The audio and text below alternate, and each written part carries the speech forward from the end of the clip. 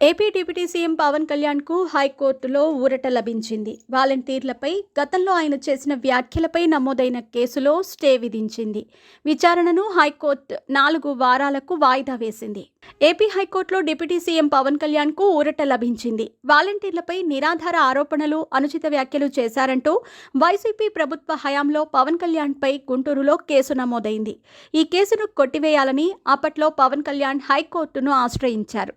ఈ case cap చేయాలని Pawan petition దాఖలు చేశారు. విచారణ చేపట్టిన హైకోర్టు స్టే విధిస్తూ ఆదేశాలు జారీ చేసింది. తదుపరి విచారణను 4 వారాలకు వాయిదా వేసింది. 2023 జూలై 9న ఏలూరులో జరిగిన వారాహి సభలో జనసేన అధినేత పవన్ కళ్యాణ్ వాలంటీర్ వ్యవస్థపై సంచలన వ్యాఖ్యలు చేశారు.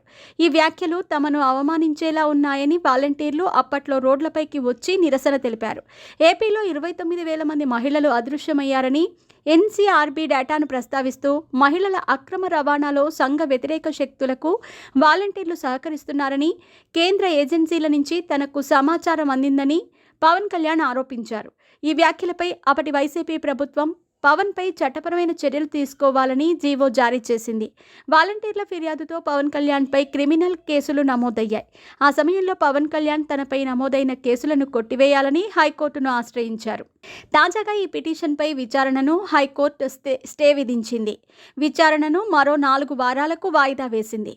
వాలంటీర్లపై పవన్ కళ్యాణ్ చేసిన వ్యాఖ్యలను అప్పటి వైసీపీ ప్రభుత్వం సీరియస్గా తీసుకుంది. పవన్పై మంత్రులు విరుచుకుపడగా వాలంటీర్లు రోడ్డెక్కారు. పవన్ కళ్యాణ్ క్షమాపణలు చెప్పే వరకు శాంతించమని నిరసనకు దిగారు. పవన్ కళ్యాణ్కు ఏపీ మహిళా కమిషన్ నోటీసులు జారీ చేసింది. స్వయంగా హాజరై తన వ్యాఖ్యలపై వివరణ ఇవ్వాలని ఆదేశాలు జారీ చేసింది. ఈ పరిణామాల నేపథ్యంలో పవన్పై కేసులు పెట్టేందుకు వాలంటీర్లకు అనుమతి ఇస్తూ ఏపీ సర్కార్ జీవో జారీ చేసింది. ఆ తర్వాత రాష్ట్రంలో చాలా చోట్ల పవన్ కళ్యాణ్పై వాలంటీర్లు కేసులు పెట్టారు. అయితే వాలంటీర్ల విషయంలో మాత్రం తన వైఖరి మారదని పవన్ కళ్యాణ్ స్పష్టం చేశారు. వాలంటీర్లను ఉపయోగించి వైసీపీ ప్రభుత్వం కీలక సమాచారాన్ని సేకరించిందని పవన్ అప్పట్లో విమర్శించారు. మరోవైపు పల్నాడు జిల్లా విజయపురి సౌత్ రేంజ్లో అటవీ ఉద్యోగులపై స్మగ్లర్ల దాడి ఘటనపై deputy CM Pawan Kalyan serious అయ్యారు.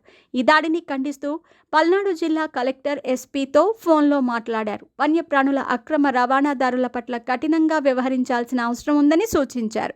ఇకపై ఎవరైనా వన్యప్రాణులను అక్రమంగా తరలిస్తే, అటవీ ఉద్యోగులపై దాడులు చేస్తే కఠిన చర్యలు తీసుకోవాలని ఆదేశాలు జారీ చేశారు.